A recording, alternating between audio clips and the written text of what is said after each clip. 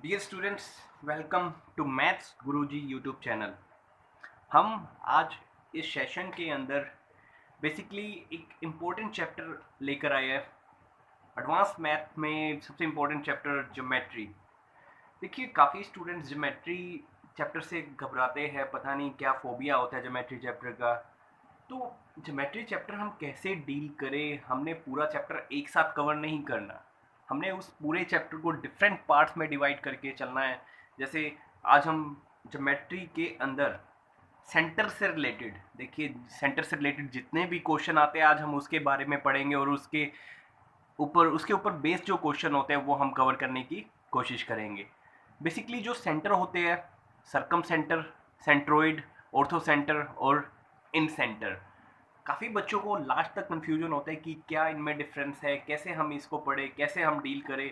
तो हम पूरे चैप्टर को डिफरेंट पार्ट्स में डिवाइड करेंगे, जिसका एक पार्ट आज रहने वाला है सेंटर से related, circumcenter, centroid, orthocenter और इन सेंटर के बारे में आज हम पढ़ने वाले हैं। तो सबसे पहले हमारे पास जो फर्स्ट टॉपिक आता है स्टूडेंट्स, वो है सरकम सेंटर। क्या होता है ये, क्या चीज़ होती है और क्या इसके ऊपर बेस्ड क्वेश्चन है, वो भी हम साथ साथ डिस्कस करते चलेंगे, जो एसएससी पॉइंट ऑफ व्यू से इम्पोर्टेंट है। तो सबसे पहले सरकम सेंटर हम देखते हैं कि क्या होता है। देखिए, मैंने जितना भी सरकम सेंटर से रिलेटेड है इस एक पेज पर समझाने की कोशिश करी है, जिससे आपको सारा ही क्लियर हो जाएगा कि क्या होता है सरकम सेंटर। देखिए, circumcenter is a point where perpendicular bisector of all the sides meet.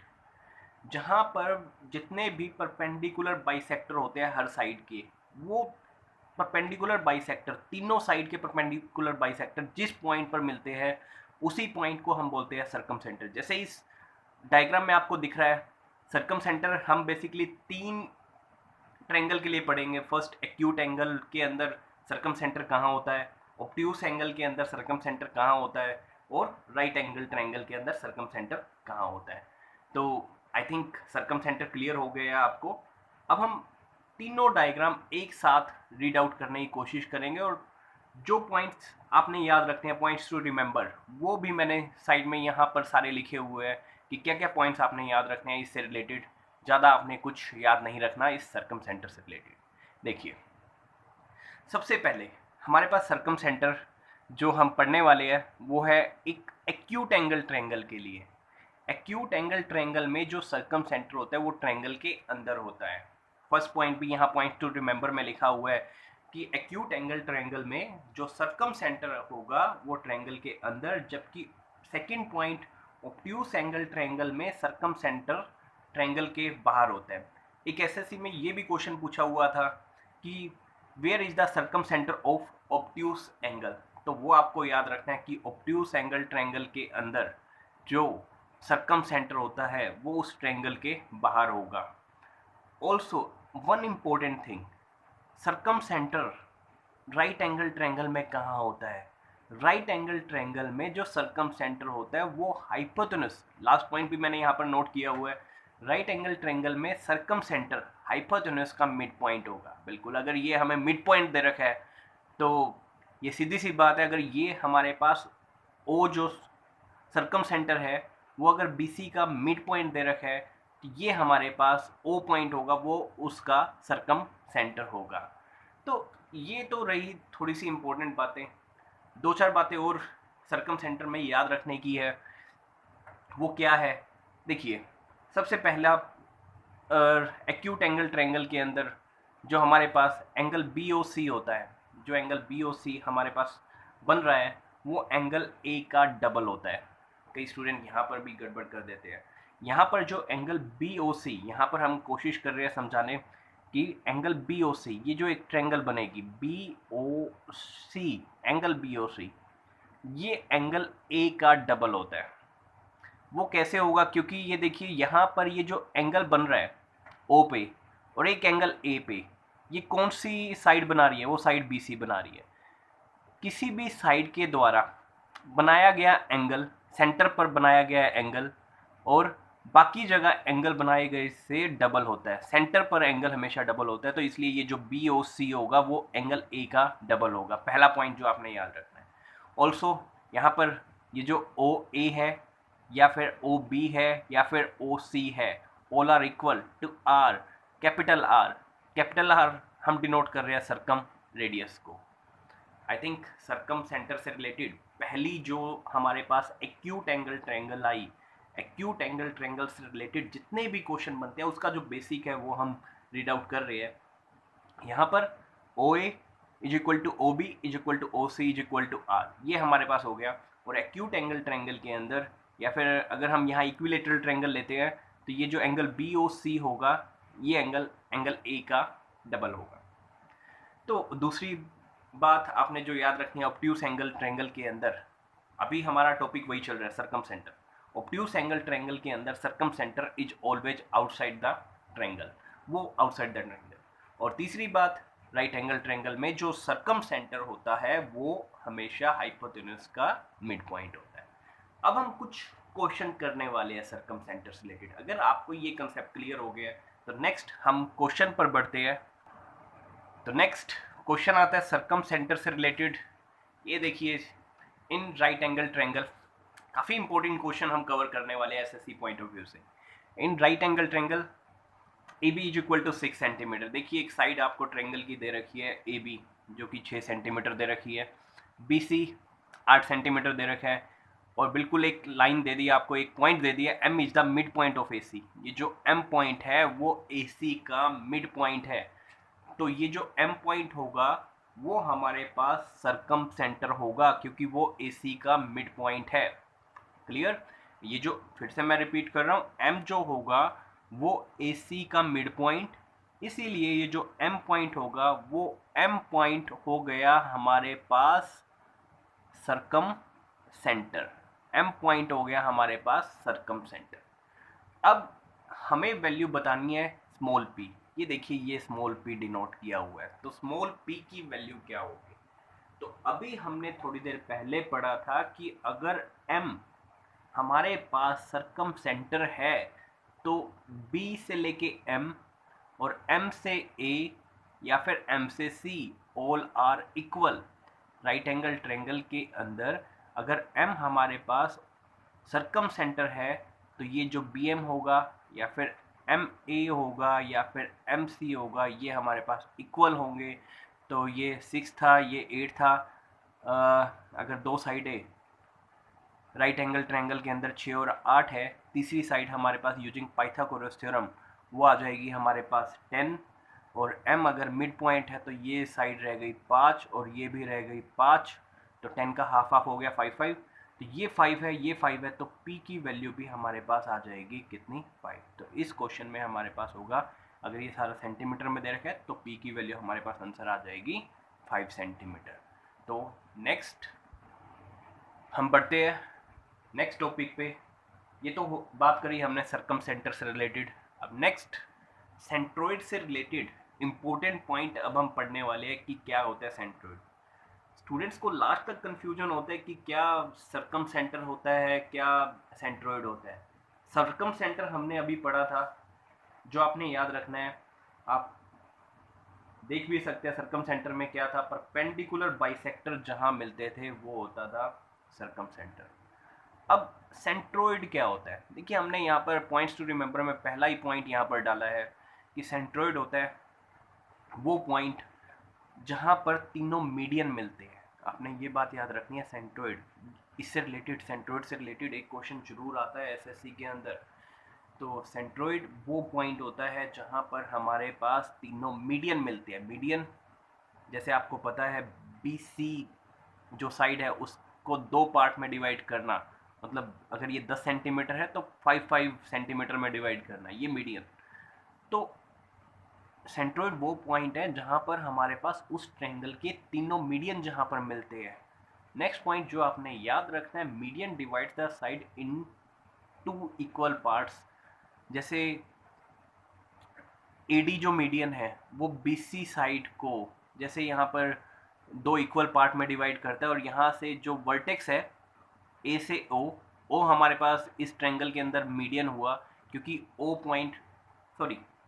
Point हमारे पास सेंट्रोइड हुआ जहां पर तीनों मीडियन मिल रहे हैं। मीडियन कौन कौन से हुए? यहाँ मीडियन, एक मीडियन हुआ AD, एक मीडियन हुआ BE, और एक मीडियन हुआ CF।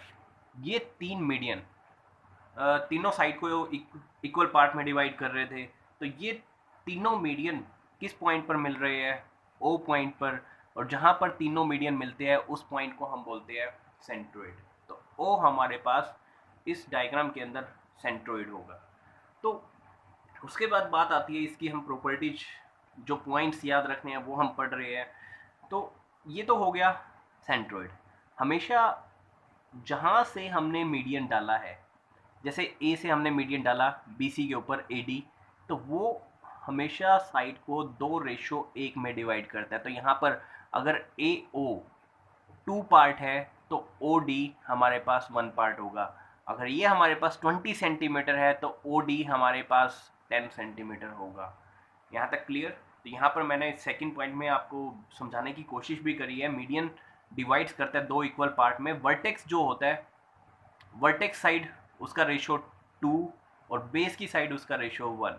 जैसे यहाँ वर्टेक्स A से D डाला तो वर्टेक्स साइड इसका AO 2 पार्ट और O से D 1 पार्ट, 2:1। यहाँ से भी एक इम्पोर्टेंट क्वेश्चन बन सकता है, वो अभी हम डिस्कस करेंगे इन इम्पोर्टेंट पॉइंट्स के बाद। नेक्स्ट जो पॉइंट आपने याद रखना है, नेक्स्ट हम चलते हैं area of triangle. Area of triangle ABD, यहाँ से आप देखिए area of triangle ABD is equal to area of triangle ADC। यहाँ पर ABD ये हाफ ट्रायंगल, ये एरिया ABD का किसके इक्वल होगा? ADC के इक्वल। ये भी आप याद रख सकते हैं, इतना इंपॉर्टेंट पॉइंट नहीं है। Area of triangle AOB, area of triangle AOB is equal to area of triangle BOC is equal to area of triangle COA। ये भी आप याद रख सकते हैं। और ये तीनों इक्वल होंगे 1/3 एरिया ऑफ ट्रायंगल ABC। मतलब पूरी ABC ट्रायंगल के एरिया को हम 3 पार्ट में डिवाइड कर सकते हैं, जिसमें एक पार्ट एरिया हो गया BOC का, एक पार्ट हो गया AOB का और एक AOC का। ये भी आप याद रख सकते हैं। एक और इम्पोर्टेंट बात, यहाँ पर ये जो EF होता है, हम नेक्स्ट पॉइंट देखते हैं। यहाँ पर जो EF होगा वो हाफ BC होगा। देख लीजिए यहाँ पर ये जो EF होगा, मैं रिपीट कर देता हूँ, EF। अगर आप E को F से मिलाओगे, ये जो EF होगा वो BC का हाफ होगा। ये कैसे आया, ज़्यादा आपने डिटेल में नहीं जाना, तो नेक्स्ट सेंट्रोइड के बारे में यही पॉइंट जानने जरूरी थे। अब हम SSC में सेंट्रोइड से रिलेटेड जितने क्वेश्चन पूछे गए हैं वो हम उसके ऊपर एक बार नज़र डाल लेते हैं कि सेंट्रोइड से रिलेटेड क्या क्या क्वेश्चन अब तक SSC में पूछे गए हैं। तो क्वेश्चन हमारे पास आता है, देखिए आपको स्क्रीन पर दिख रहा है, इनर ट्रायंगल ABC। सेंट्रोइड से रिलेटेड जो SSC के क्वेश्चन हम देख रहे हैं, inner triangle ABC, G is centroid. G हमारे पास सेंट्रोइड है। ये जो G पॉइंट आपको दे रखा है वो सेंट्रोइड। सेंट्रोइड हमें पता है कब बनता है, जब हमारे पास तीनों मीडियन एक दूसरे को, तीनों मीडियन जिस पॉइंट पर काटते हैं वही हमारे पास सेंट्रोइड होता है। तो तीनों मीडियन जो काट रहे हैं G पॉइंट पे, G हमें सेंट्रोइड दे रखा है। यहाँ पर AG is equal to BC, AG is equal to BC given है, ये गिवन है AG is equal to BC। देखिए स्टार्टिंग में आपको टाइम लगेगा, लेकिन जैसे जैसे आप इन क्वेश्चनों की प्रैक्टिस करोगे, मैक्सिमम 4 और 5 सेकंड में आपका ये क्वेश्चन इजीली क्रैक हो जाएगा। यहाँ पर AG इक्वल टू BC दे रखा है। देखिए यहाँ पर अगर AG 2 है तो ये हम पॉइंट मान लेते हैं D। AG अगर 2 है तो GD, अभी मैंने आपको बताया था 1 होता है, क्योंकि ये जो मीडियन है सेंट्रोइड, वर्टेक्स से सेंट्रोइड और सेंट्रोइड से लास्ट पॉइंट, ये हमेशा 2:1 में डिवाइड करते हैं, अभी हमने पढ़ा था। तो हमारे पास ये मान लेते हैं ये 20 है तो ये कितना हो जाएगा? 10 हो जाएगा। 2:1 था तो 20, और दूसरा AG अगर हम 20 मान के चल रहे हैं तो GD कितना होगा? 10 होगा। साथ साथ आपको ये दे रखा है, ये जो AG है वो BC के इक्वल है। तो AG अगर हमने 20 सेंटीमीटर मान के चल रहे हैं तो BC भी 20 हो जाएगा। BC अगर 20 हुआ तो ये रह जाएगा 10, ये भी रह जाएगा 10, क्योंकि टोटल 20 है। ये उसको 2 इक्वल पार्ट में डिवाइड कर रहा था मीडियन। तो यहाँ देखिए, यहाँ ये साइड 10, ये 10, ये 10। नेक्स्ट जो आपने कैलकुलेट करना है वो कैलकुलेट करना है BGC की वैल्यू आपने बतानी है क्या होगा BGC। देखिए मैं एक बार एक ट्रायंगल बना रहा हूँ, उस ट्रायंगल के अंदर ये जो बी जी सी एंगल बन रहा है जहाँ पर जी सेंट्रोइड है, वो एंगल कितना होगा वो हमने बताना है। तो क्या हो सकता है वो एंगल? देखिए यहाँ पर डी से अगर हम देखें, ये भी 10, ये भी 10, ये भी 10, तो डी को अगर हम सेंटर मानकर यहाँ पर एक सेमी सर्कल ड्रॉ करते हैं, तो सेमी सर्कल के अंदर, और ये बी सी किसका काम कर रहा है? बी सी हमारे पास डायमीटर का काम कर रहा है। तो हम ये कह सकते हैं ये जो एंगल बी जी सी होगा वो है angle in semi circle, angle in semi circle. देखिए ये 10, ये भी 10, ये भी 10, तो ये पूरा हो गया हमारे पास डायमीटर। तो ये सेमी सर्कल के अंदर जो एंगल बनता है वो हमेशा कितने डिग्री का होता है? वो होता है 90 डिग्री। तो एंगल बी जी सी, इसकी वैल्यू हमारे पास आ जाएगी 90 डिग्री। सेंट्रोइड से रिलेटेड एक और क्वेश्चन हम देखते हैं। नेक्स्ट क्वेश्चन पर आते हैं हम सेंट्रोइड से related. In a triangle A B C, G is the centroid. A B, इस डायग्राम में हमें दे रखा है 5 सेंटीमीटर। देखिए आपको डायग्राम भी हमने यहाँ पर क्लियर किया हुआ है। सबसे पहला क्वेश्चन करने का ये तरीका होता है कि पहले आप उस क्वेश्चन का डायग्राम बनाइए, उसके बाद जस्ट सोल्यूशन।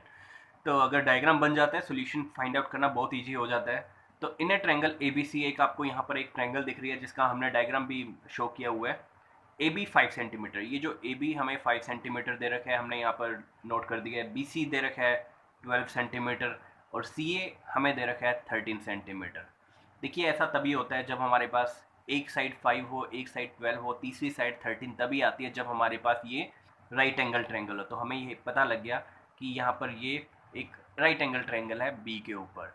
उसके बाद हमसे जो वैल्यू पूछी गई है वो पूछी गई है बी जी। देखिए ये बी जी की वैल्यू हमसे पूछी गई है कि इस बी जी की वैल्यू क्या होगी, ये हमने कैलकुलेट करना है। B G is equal to question mark. तो सेंट्रोइड से रिलेटेड क्वेश्चन है।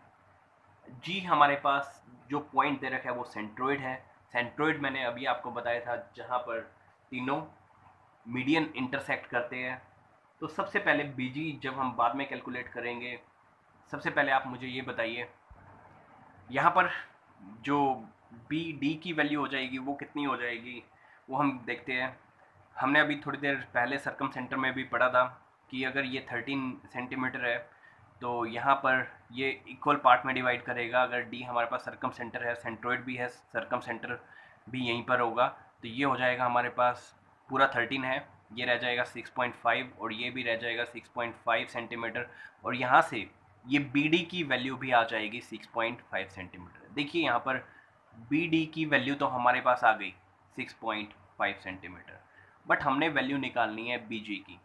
ये जो बी जी हुआ ये बी डी को 2:1 में डिवाइड कर रहा है। तो अगर टोटल हमारे पास 3 पार्ट है तो बी जी हमारे पास है 2 पार्ट। अगर टोटल हमारे पास 3 पार्ट है देन बी जी हमारे पास है 2। अगर टोटल हमारे पास 1 है, 1 सेंटीमीटर है, तो हमारे पास 2/3। और अगर हमारे पास टोटल ये बी डी 6.5 है, 6.5 को हम लिख सकते हैं 13/2। तो हमारे पास यहाँ से किसकी वैल्यू आ जाएगी? वो आ जाएगी बी जी की, वो आ जाएगी 13/3। ये हमारा आंसर हो जाएगा बी जी की वैल्यू के लिए। देखिए यहाँ पर पहले ये कैलकुलेट करना आसान था। ये राइट एंगल ट्रायंगल हुई, राइट एंगल ट्रायंगल में ये जो डी पॉइंट होता है वही हमारे पास सर्कम सेंटर भी होता है, जो मिड पॉइंट होता है वो सर्कम सेंटर भी होता है। तो हमारे पास ये वैल्यूज रह जाएगी 6.5, ये भी हो गया 6.5। अब हमने कंसेप्ट लगाया सेंट्रोइड से रिलेटेड, जो अभी हमने कंसेप्ट पढ़े थे 2:1 में डिवाइड कर रहा था। तो बी जी हमारे पास टोटल 3 में से 2 पार्ट, तो टोटल हमारे पास 13/2 में से जो आंसर आएगा हमारे पास 13/3 सेंटीमीटर। नेक्स्ट सेंट्रोइड से रिलेटेड क्वेश्चन एक और हमारे पास यहाँ पर स्क्रीन पर दिख रहा है। बिल्कुल same concept, A B C, एक आपको ट्रायंगल दे रखी है जहाँ पर एक side 6, A B is equal to 6 centimetre, हम साथ साथ मेंशन कर देते हैं यहाँ पर। बी सी की वैल्यू 8 सेंटीमीटर, और सी ए की वैल्यू, सी ए जो हमें दे रखा है 10, सी ए पूरा कंप्लीट ये 10 दे रखा है। तो ऐसा तभी पॉसिबल होता है 6, 8, 10 ये ट्रिपलेट्स बनते हैं, क्योंकि 2 के स्केयर का सम तीसरे के स्केयर के इक्वल तभी आता है जब हमारे पास ये ट्रायंगल राइट एंगल ट्रायंगल हो। और राइट एंगल ट्रायंगल के अंदर ये जो डी पॉइंट होगा वो सर्कम सेंटर भी होगा और ये डी पॉइंट जो होगा वो सेंट्रोइड भी होगा। सेंट्रोइड तो हमारे पास यहाँ पर होगा जी, और डी पॉइंट हमारे पास होगा सर्कम सेंटर। तो ये हमारे पास 10 रह गया, तो ये 5 सेंटीमीटर रह जाएगा, यहाँ पर भी टोटल रह जाएगा 5। तो बाकी बात रही यहाँ पर ये कंप्लीट वैल्यू बी से लेकर डी तक, कंप्लीट वैल्यू बी से डी ये भी हमारे पास आ जाएगी 5 centimetre, because A D is equal to D C is equal to B D, all three are the circumradius. ये सारी सर्कम रेडियस हो गई। तो बी डी की वैल्यू हमारे पास आ चुकी है 5 सेंटीमीटर। अब हम ये देखते हैं बी जी की वैल्यू निकालनी है। बी जी, ध्यान दीजिए, बिल्कुल सेम क्वेश्चन जो अभी हमने किया था। बी जी की वैल्यू कितनी हो जाएगी? टोटल बी से लेके डी अगर हमारे पास मीडियन है 2:1 में डिवाइड करता है, तो अगर टोटल 3 पार्ट है तो हमें बी जी 2 पार्ट, अगर टोटल 3 सेंटीमीटर है तो बी जी हमारे पास हुआ 2 सेंटीमीटर। टोटल हमारे पास ये बी डी जो है बी से लेके डी तक, बी से डी, वो हमारे पास 5 सेंटीमीटर दे रखा है। तो बी जी हमारे पास हो जाएगा 2/3 इंटू 5, आंसर आएगा हमारे पास 10/3 सेंटीमीटर। नेक्स्ट स्टूडेंट्स हम बढ़ते हैं। हमारे पास 2 टॉपिक हो चुके हैं, हम सेंटर से रिलेटेड कर रहे थे आज स्टार्ट। सर्कम सेंटर जो कि हमारे पास होता है जहां वो पॉइंट जहां पर परपेंडिकुलर बाइसेक्टर मिलते हैं। सर्कम सेंटर के बाद हमने पढ़ा सेंट्रोइड। सेंट्रोइड जिसको हमने काफ़ी क्वेश्चनों में जी से डिनोट किया था या फिर ओ से, जिससे भी आप डिनोट करना चाहो कर सकते हो। सेंट्रोइड वहाँ पर जहाँ पर तीनों मीडियन मिल रहे थे। अपने ये छोटे छोटे पॉइंट्स याद रखने हैं कि कहाँ मीडियन मिल रहे हैं, वो सेंट्रोइड है। अब नेक्स्ट हमारा जो टॉपिक आ रहा है वो है ortho centre. Ortho centre definition आपको यहाँ पर आपको स्क्रीन पर दिख रही है कि ऑर्थो सेंटर हमारे पास वो पॉइंट होगा जहाँ पर तीनों एल्टीट्यूड मिलते हैं। एल्टीट्यूड मतलब जहाँ से हमने परपेंडिकुलर डाला, जैसे देखिए ए से हमने बिल्कुल परपेंडिकुलर डाल दिया 90 डिग्री, ये एल्टीट्यूड हो गया ए डी। डी हमने पॉइंट ले लिया, ए डी एल्टीट्यूड। बी से E, B E is altitude on A C and C F altitude on A B. जहाँ पर वो तीनों एल्टीट्यूड मिल रहे हैं वो पॉइंट हमारे पास हुआ ऑर्थो सेंटर। इंपॉर्टेंट पॉइंट्स जो आपने याद रखने हैं एसएससी पॉइंट ऑफ व्यू से, वो भी मैंने आपको यहाँ पर साइड में बता रखे हैं कि क्या क्या आपने याद रखने हैं। जिस तरह हमने सर्कम सेंटर से रिलेटेड कुछ पढ़े थे कि एक हमारे पास एक्यूट एंगल ट्रायंगल में क्या होता है, ऑब्ट्यूस में क्या होता है, एक्यूट और राइट एंगल में क्या होता है, वही चीज़ें हम ऑर्थो सेंटर में भी पढ़ेंगे कि इक्विलेटरल ट्रायंगल के अंदर हम एक्यूट एंगल भी कौन सी इक्विलेटरल ट्रायंगल ले लिया, ऑर्थो सेंटर चाहे वो इक्विलेटरल हो या फिर एक्यूट एंगल ट्रायंगल हो, ortho centre lie inside the triangle. जैसे इस क्वेश्चन में इस पहले डायग्राम में आपको दिख रहा है, यहाँ पर ये जो ओ पॉइंट हुआ जहाँ से ये तीनों एल्टीट्यूड मिल रहे हैं ओ पर, तो उस जहाँ पर तीनों एल्टीट्यूड मिल रहे हैं उस पॉइंट को हमने बोला ऑर्थो सेंटर ओ हो गया हमारे पास ऑर्थो सेंटर। अगर वो एक्यूट एंगल है तो वो ऑर्थो सेंटर हमारे पास एक्यूट एंगल के अंदर inside the triangle. Next second point पे हम बढ़ते हैं। नेक्स्ट डायग्राम देखिए आप, इस डायग्राम से आपको क्लियर हो जाएगा कि ये जो आपको ट्रायंगल दे रखी है ये 90 डिग्री से ज़्यादा है। 90 डिग्री से ज़्यादा अगर एंगल है तो वो हमारे पास ट्रायंगल होती है obtuse angle, obtuse angle triangle. Obtuse angle triangle के अंदर, ऑब्ट्यूस एंगल अगर ट्रायंगल है तो उसके अंदर जो ऑर्थो सेंटर होगा, आपको डायग्राम से क्लियर भी हो रहा है यहाँ, ये orthocenter this is at point O, ये आउटसाइड द ट्रायंगल हुआ। तो in obtuse angle triangle, second point भी यहाँ मेंशन किया हुआ है कि ऑर्थो सेंटर वो ट्रायंगल से बाहर होता है। तीसरा पॉइंट और मोस्ट इम्पोर्टेंट पॉइंट जो आपने याद रखना है, और आपको डायग्राम से भी क्लियर हो जाएगा अभी, कि अगर हमारे पास थर्ड पॉइंट जो आपको स्क्रीन पर भी दिख रहा है, दिस वन थर्ड पॉइंट, तो अगर हमारे पास ट्रायंगल जो दे रखी है वो राइट एंगल ट्रायंगल दे रखी है, ये देखिए यहाँ पर अगर 90 डिग्री दे रखा है, उस केस में ortho centre is at bottom of vertex. Ortho centre वहाँ पर होगा जहाँ पर हमारे पास 90 डिग्री का एंगल बन रहा है। देखिए यहाँ पर बी पॉइंट पर 90 डिग्री का एंगल बन रहा था, तो ये बी पॉइंट पर ही हमारे पास ऑर्थो सेंटर होगा ओ। तो क्वेश्चन कई बार स्टूडेंट्स ऐसे आ जाते हैं कि ऑर्थो सेंटर और सर्कम सेंटर दोनों के बीच में डिस्टेंस बताइए। तो हमें ये पता है, अभी हम इससे नेक्स्ट क्वेश्चन ही वही करने वाले हैं कि सर्कम सेंटर और ऑर्थो सेंटर के बीच में डिस्टेंस। लेकिन उससे पहले आपको ये जानना जरूरी था कि ortho centre right angle triangle के अंदर वहाँ पर लाई करेगा जहाँ पर वो 90 डिग्री का एंगल बना रहा है। तो ये तो हो गया हमारे पास important points regarding orthocenter. और जो इम्पोर्टेंट बात जानने की थी कि ऑर्थो सेंटर वो होता है जहाँ पर तीनों एल्टीट्यूड हमारे पास मिलते हैं। तो अब हम नेक्स्ट क्वेश्चन पर बढ़ते हैं, ऑर्थो सेंटर से रिलेटेड जो एसएससी में पूछे गए हैं। यस, एसएससी में एक क्वेश्चन पूछा गया है ऑर्थो सेंटर से रिलेटेड, आपको स्क्रीन पर दिख रहा है। इन्हें acute angle triangle ABC O is ortho centre. तो क्लियर सी बात है, ऑर्थो सेंटर का क्वेश्चन आते ही आपके दिमाग में यही आना चाहिए, ऑर्थो सेंटर वो होता है जहाँ पर तीनों एल्टीट्यूड मिलते हैं।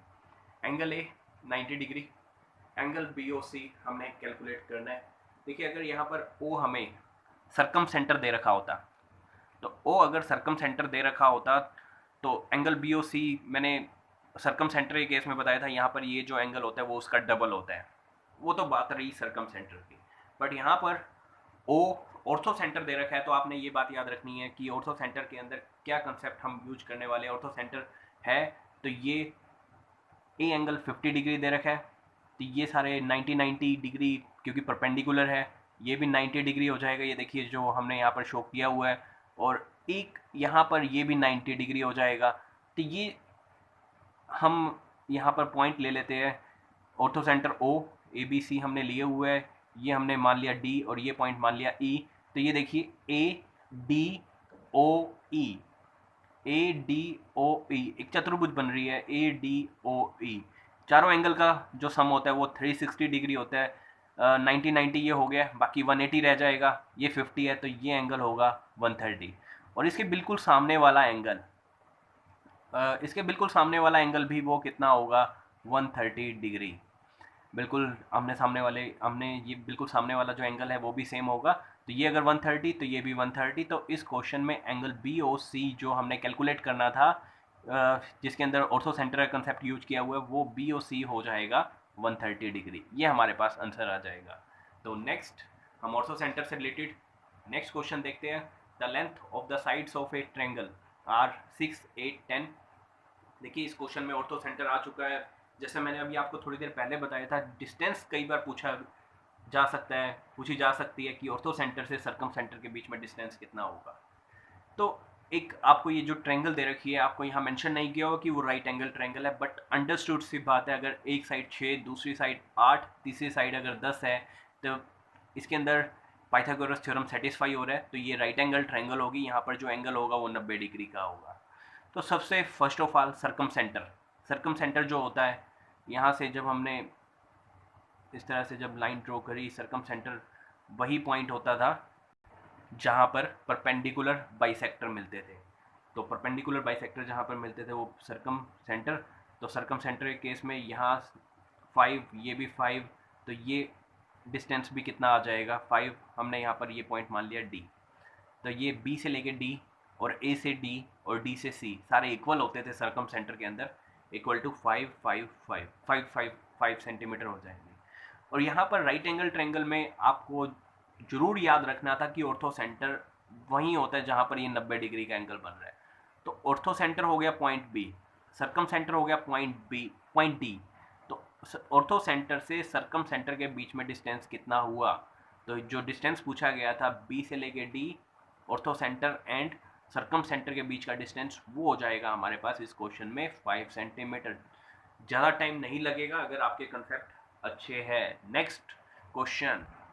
नेक्स्ट क्वेश्चन से पहले हम आगे बढ़ते हैं, एक और जो कंसेप्ट रह गया हमारे पास। हमने स्टार्टिंग में जो स्लाइड दिखाई थी आपको फर्स्ट, जिसमें 4 हमने सेंटर क्लियर करने थे आज इस लेक्चर में। सरकम सेंटर, सेंट्रोइड, ऑर्थो सेंटर और इन सेंटर, ये हमने 4 टॉपिक आज क्लियर करने थे। तो उसी टॉपिक को हम आगे बढ़ाते हुए लास्ट जो हमारा टॉपिक आता है वो है इन सेंटर से रिलेटेड। इन सेंटर क्या होता है? देखिए इन सेंटर जैसा कि आपको स्क्रीन पर दिख रहा है कि meeting point of angle bisector. अगर हम इस ए एंगल को बाइसेक्ट करते 2 पार्ट में, बी एंगल को बाइसेक्ट करते, सी एंगल को बाइसेक्ट करते, तो ये तीनों बाइसेक्टर जिस पॉइंट पर मिलेंगे, पॉइंट जैसे यहाँ पर शो कर रहा है आई, तो वो पॉइंट ही हमारे पास होता है इन सेंटर। तो इसमें एक और बात, जब हम इसी इन सेंटर के ऊपर यहाँ पर जो आई से लेके डी रेडियस या फिर आई से एफ रेडियस, आई से ई रेडियस, ये देखिए I F is equal to I E is equal to I D, ये इन सेंटर की रेडियस होती है जिसको हम स्मॉल आर से डिनोट करते हैं। इन सेंटर की रेडियस को स्मॉल आर से हम डिनोट करेंगे। इसके बारे में अब हम इंपॉर्टेंट पॉइंट भी हम पढ़ने वाले हैं जो आपने फैक्ट्स याद रखने हैं। तो ये बात रही इन सेंटर की रेडियस। तो यहाँ पर इन सेंटर से रिलेटेड जो क्वेश्चन पूछा जा सकता है, यहाँ पर जब हम इन यहाँ आई के ऊपर प्रकार रखकर जब आई डी रेडियस का एक सर्कल ड्रॉ करेंगे तो इस तरह से आपको ये सर्कल दिखेगा। ये सर्कल इस ट्रायंगल के अंदर है, तो सर्कल अंदर है तो इसलिए ये जो सेंटर है वो इन सेंटर हम बोल सकते हैं। इससे रिलेटेड जो क्वेश्चन हमसे एग्जाम में पूछा जा सकता है वो यही है कि ये जो एंगल आई होगा वो कितना होगा, ये एंगल आई कितना होगा। देखिए हर एक के अंदर अलग अलग कंसेप्ट थे। अगर यहाँ पर ये जो एंगल आई है सरकम सेंटर से रिलेटेड है, तब सरकम सेंटर अगर दे रखा था तो इस एंगल से जस्ट डबल होता ना। लेकिन इन सेंटर के अंदर ये एंगल, अगर ये इन सेंटर है तो ये एंगल वो होगा 90 प्लस ए बाई 2। आप ऐसे याद रख सकते हैं क्योंकि यहाँ पर एंगल बाइसेक्ट हो रहे हैं तो कहीं ना कहीं हाफ होगा।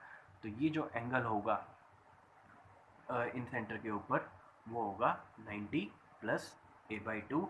और एक बात मैंने आपको बताई है, यहाँ से I F is equal to I D is equal to I E is equal to small R is the inradius not circumradius, small R is the inradius, इसको हम इन रेडियस।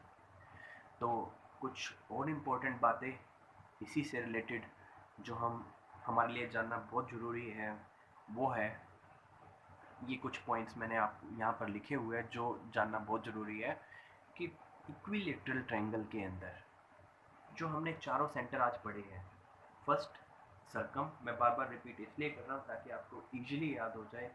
फर्स्ट हमने पढ़ा है सरकम centre, फिर हमने पढ़ा था centroid, centroid के बाद हमने पढ़ा था ऑर्थो सेंटर, और फिर हमने पढ़ा इन सेंटर। इक्विलेटरल ट्रायंगल में जो बात याद रखने की है कि ये जो चारों सेंटर वो सेम होते हैं। क्लियर? उसके बाद जो इम्पोर्टेंट पॉइंट्स हमारे पास है, if A is the side of equilateral triangle, अगर हमें इक्विलेटरल ट्रायंगल की साइड दे रखी है, ये साइड ए दे रखी है, ये साइड भी ए, क्योंकि इक्विलेटरल में तीनों साइडें बराबर होती है, अगर उसकी साइड अगर हमें ए दे रखी है तब उस केस में मीडियन जो होगा ए डी, देखिए मीडियन जो दूसरी साइड को इक्वल पार्ट में डिवाइड करता है, तो मीडियन जो ए डी होगा वो इक्वल पार्ट में भी डिवाइड करेगा, साथ ही साथ परपेंडिकुलर भी होगा इक्विलेटरल ट्रायंगल में।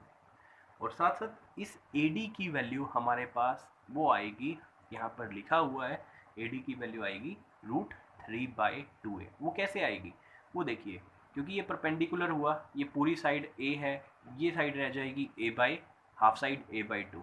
तो A D in triangle A D C के अंदर अगर हम पाइथागोरस थ्योरम लगाएंगे, ये जो परपेंडिकुलर बचेगा वो बचेगा √a² माइनस बेस का स्क्वायर a²/4।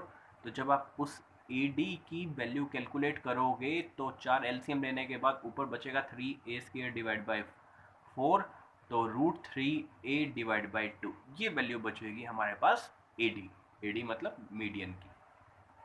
और जो बातें आपने याद रखनी है, इनसे भी रिलेटेड क्वेश्चन कई बार दे देता है कि सरकम रेडियस और इन रेडियस।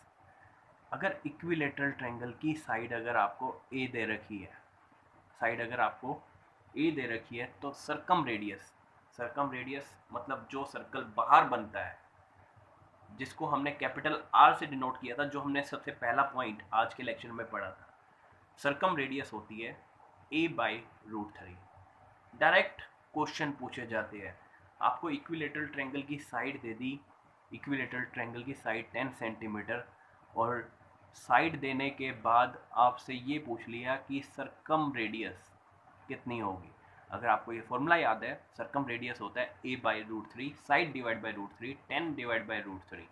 रेशनलाइज करने के बाद आप सोल्व कर सकते हो, √3 से मल्टीप्लाई, √3 से डिवाइड, तो हमारे पास आंसर आ जाएगा 10√3 डिवाइड बाई √3 इंटू √3, 3। ये आंसर आ जाएगा हमारे पास सर्कम रेडियस का। और इन रेडियस हमारे पास होती है a डिवाइड बाई 2√3। तो इन दोनों के बीच में भी कई बार रिलेशन पूछ लेता है कि सर्कम रेडियस, आपने एक बात याद रखनी है, most important point, circum radius इन रेडियस से डबल होती है। देखिए, अगर हम इसको 2 से मल्टीप्लाई कर दे, 2 से 2 कैंसिल, a/√3। तो फिर से मैं वही पॉइंट रिपीट कर रहा हूँ, सर्कम रेडियस जो हमारे पास इक्विलेटरल ट्रायंगल में है वो इन रेडियस से डबल होती है। जैसे अगर आपको एक क्वेश्चन दिया जाए, जैसे हमें ये क्वेश्चन दिया हुआ है कि एक इक्विलेटरल ट्रायंगल के अंदर सर्कम रेडियस 10 सेंटीमीटर है, तो उसी इक्विलेटरल ट्रायंगल की इन रेडियस क्या होगी। देखिए, इन दोनों के बीच में रिलेशन अच्छे से आप याद रख लेना कि हमेशा सर्कम रेडियस, जो बाहर रेडियस होता है, बाहर अगर सर्कल बन रहा है, रेडियस डबल, सर्कम रेडियस की डबल रेडियस डबल होती है। तो इन रेडियस की वैल्यू अगर हमने निकालनी थी, सर्कम रेडियस डबल होता है तो इन रेडियस उसका हाफ होता है, तो 10 डिवाइड बाई 2, इसका आंसर आ जाएगा हमारे पास 5 सेंटीमीटर। आई थिंक आपको ये लेक्चर, जिस लेक्चर के अंदर हमने चारों सेंटर से रिलेटेड क्वेश्चन पढ़े हैं, हमने उसका बेसिक भी पढ़ा है, उससे रिलेटेड जो एसएससी में क्वेश्चन आने वाले हैं या आए हुए हैं वो हमने पढ़े हैं। तो होप सो आपको ये लेक्चर पसंद आया हो। तो please watch and share as much as possible. Thanks for watching. Thank you.